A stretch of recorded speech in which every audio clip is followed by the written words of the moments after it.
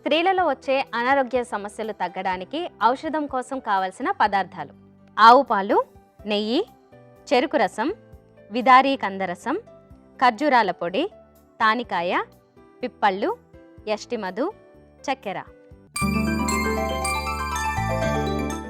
Doctor గారు, మరి ఎలా తయారు చేయాలో చెప్తారా? అలాగేనమ్మా. దానికి మొట్టమొదట స్టవ్ వెలిగించి ఒక బాండి పెట్టుకుందాం. ఓకే.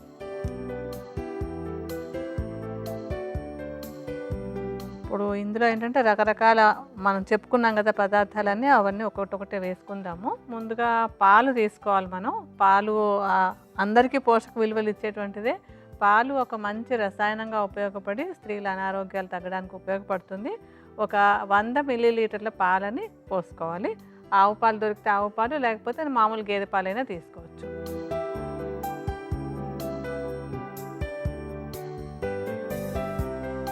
తర్వాత చెరుకు రసం తీసుకుందాం. ఇదేంటిది ఒక 100 మిల్లీలీటర్లు అనుకున్నాం కదా, చెరుకు రసం కొంచెం ఎక్కువ పోస్తాం అనమాట. దాదాపుగా 800 మిల్లీలీటర్లు చెరుకు రసాన్ని. ఎప్పుడు ప్రేక్షకులు గుర్తుపెట్టుకోండి, మీకు అందరికీ పాత ప్రేక్షకులు అందరికీ తెలుసు, కొత్త వాళ్ళ కోసం చెప్తున్నాను. మేము సుమారుగా వేస్తున్నాం, మీరు మాత్రం కొలతల ప్రకారం కరెక్ట్గా వేసుకోండి.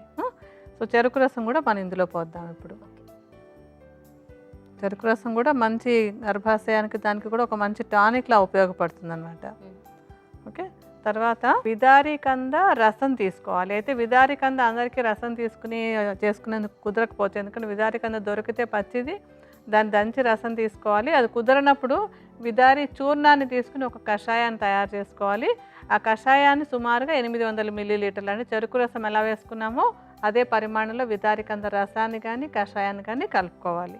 ఇది ఎంత పరిమాణంలో వేయమంటారు? సేమ్ ఇందాక చెరుకు రసం ఎంత వేసుకున్నామో అదే పరిమాణంలో వేసుకోవాలి. 800 మిల్లీలీటర్లు అనమాట, సరిపోతుందమ్మా.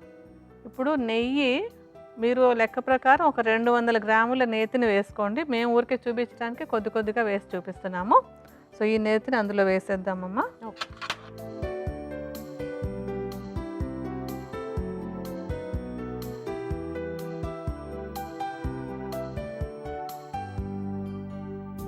కరుగుతూ ఉంటుంది అది.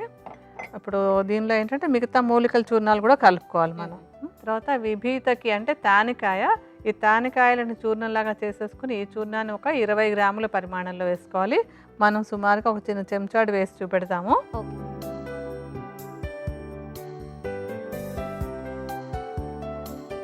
తర్వాత యష్టిమధు, అంటే ఇందులో మనం వేస్తున్న వాటన్నిటిని కూడా రసాయనాలు అంటాం. అన్నీ కూడా స్త్రీల శరీరాన్ని ఆరోగ్యవంతంగా చేయడానికి బాగా ఉపయోగపడేటువంటి రసాయనాలు అనమాట.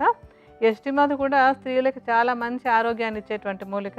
దీని పొడిని 20 గ్రాముల పరిమాణంలో వేసుకోవాలి. మనం ఒక చెంచాడు వేద్దాం దాంట్లో. తర్వాత ఎండు ఖర్జూరాలు చాలా మంచి రసాయనం. శరీరం మొత్తం ఆరోగ్యంగా ఉండడానికి బాగా ఉపయోగపడుతుంది. ఇందులో ఐరన్, కాల్షియం, అంటే మనం ఆధునికంగా చెప్పుకోవాలంటే ఐరన్, కాల్షియం అవన్నీ కూడా బాగా ఉంటాయి. చక్కటి రసాయనంగా ఉండి ఆరోగ్యాన్ని రక్షించేటువంటిది.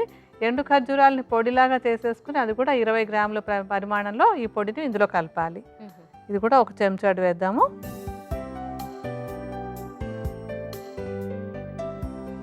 తర్వాత పిప్పళ్ళ చూర్ణాన్ని కూడా సమానంగా 20 గ్రాముల పరిమాణంలోనే వేయాలి. చక్కగా పొడిలాగా చేసేసుకుని ఒక 20 గ్రాముల పరిమాణంలో పిప్పళ్ళ చూర్ణాన్ని కలుపుదాం ఇందులో.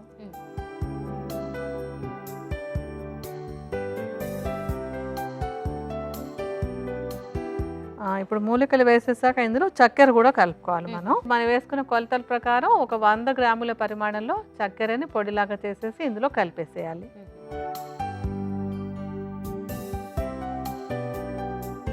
ఈ మిశ్రమం అంతా ఏంటంటే సన్నటి మంట మీద నెమ్మదిగా మరగాలి. ఆ మరగడం ఎంతసేపు అంటే అందరికీ కొంతమందికి జ్ఞాపకం ఉంటుంది, ఆ ద్రవ పదార్థం అంతా ఎగిరిపోయి నెయ్యి భాగం మాత్రం మిగిలేలాగా కాచుకోవాలి. చాలా ఓర్పుగా నెమ్మదిగా కాచుకోవాలి. ఏదో గబగబా అవగొట్టేద్దామని మంట పెంచేశారంటే ఆ మూలికలు అందులో ఉండేటువంటి సారము సరిగ్గా నేతిలోకి రాకుండా మాడిపోతాయి. అందుకని అలా అవ్వకుండా సన్నటి మంట మీద నెమ్మదిగా కాచుకోవాలి దీన్ని.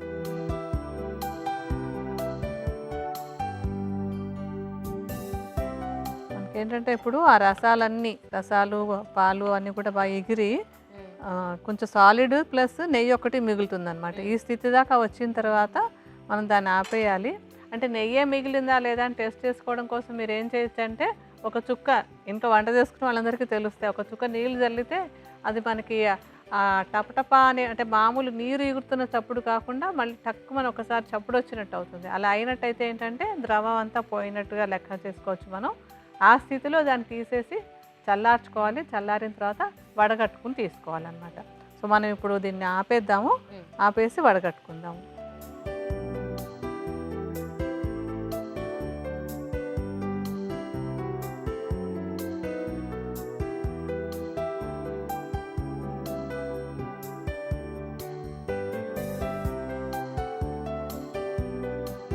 డాక్టర్ గారు, ఔషధం అయితే రెడీ అయిపోయింది, మరి దీన్ని ఎలా తీసుకోవాలంటారు? అంటే ఇప్పుడు చల్లార్చుకున్న తర్వాత ఒక సీసాలో పోసి ఉంచేసుకోవాలి.